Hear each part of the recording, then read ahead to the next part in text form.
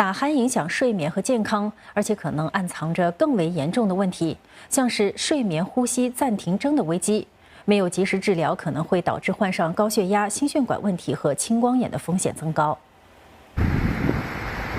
耳鼻喉专科医生指出，打鼾是一种睡眠呼吸暂停症的现象，可能是扁桃体大或者软腭，舌头比较肥胖，气道窄，所以睡觉的时候人们才会打鼾。新加坡人的下颚骨比较窄，口腔里面也是比较小，肥胖的时候颈舌头的肥肉比较多，所以口腔更小。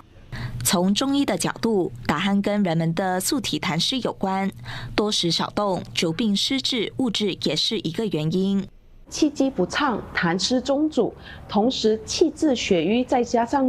痰瘀互结，最后就导致呼吸道的阻塞。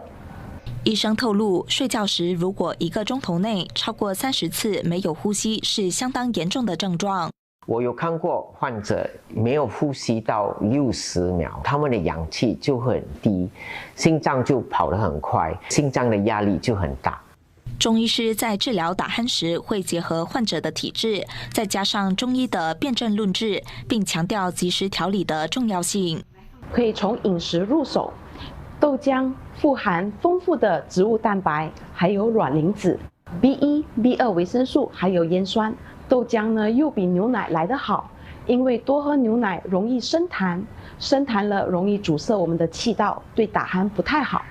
至于治疗方法，中西医各有妙招。患者可以穿口罩，这个仪器就会加压进去气道，气道就不会阻塞。第3个方法就是手术，用激光把软腭缩小，本条线舌头也是可以把它缩小。